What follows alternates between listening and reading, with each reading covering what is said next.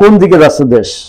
ভারত ও পাকিস্তানের মধ্যে সৃষ্ট ঘটনায় যেন বিশ্বযুদ্ধের আসন্ন সংকেত দেখছেন বিশ্লেষকেরা।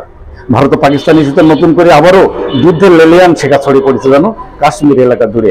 কাশ্মীরের পেহেলগামে পর্যটকদের উপর জঙ্গি হামলা এবং নিহতের ঘটনায় ভারত ও পাকিস্তানের মধ্যে সংঘাত ছড়িয়ে পড়েছে। মুখোমুখি অবস্থান নিয়েছে দুটি দেশ।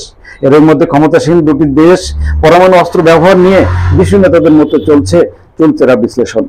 জাতিসংঘের পক্ষে উভয়কে শান্ত হওয়ার এবং বিচক্ষণতার পরিচয় দিতে আহ্বান জানানো হয়েছে। এদিকে ভারত সীমান্ত এলাকায় চীনের 5টি বিমান ঘাঁটি এবং ইরানের হস্তক্ষেপের বিষয়টিও নতুন করে বিশ্বযুদ্ধের আসন্ন সংকেত বলে অনেকে ধারণা করছেন। তবে বিশ্বের প্রভাবশালী দেশ আমেরিকা সহ মিত্র দেশগুলো কোন দিকে ঝুঁকছে, এসব বিষয়ে কড়া বার্তা দিচ্ছেন বা দুষছেন বিশ্লেষকেরা। কেউ কাউকে ছাড় দিতে নারাজ। চীনকে আসলেই জড়াবে যুদ্ধে? তাহলে ভারত পাকিস্তান এবং চীনের মধ্যে ত্রিমুখী যুদ্ধেরও আশঙ্কা করছেন অনেকে। আধুনিক অস্ত্র ব্যবহারে সব ধরনের প্রস্তুতি গ্রহণ করছে দেশগুলোকে রয়েছে বিভিন্ন ধরনের শক্তিশালী প্রস্তুতি বা বিভিন্ন পারমাণবিক সহ আধুনিক অস্ত্র সজ্জিত এই দেশগুলো। বিভিন্ন সূত্রের বিষয়টি উঠে আসতে শুরু করেছে। তবে পাকিস্তানের প্রধানমন্ত্রী ঘটনা তদন্তে আন্তরিক বলে জানিয়েছে।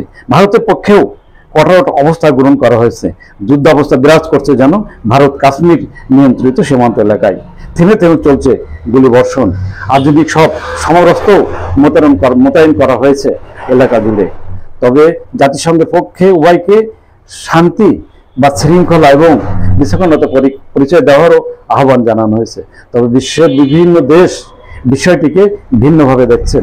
এক একটি দেশের পক্ষেও অবস্থান নিতে পারে বলেও জানিয়েছেন বিশ্লেষকেরা। আসলে কোন দিকে যাচ্ছে দেশ? ভারত, পাকিস্তান ও চীন কি আসলে জড়াতে যাচ্ছে যুদ্ধে? ইতিমধ্যেই তেমনই সংকেত দিয়েছে বিশ্লেষকরা। বলেছেন এই ইস্যু নিয়েই বিশ্বযুদ্ধের আসন্ন সংকেত দেখছেন তারা।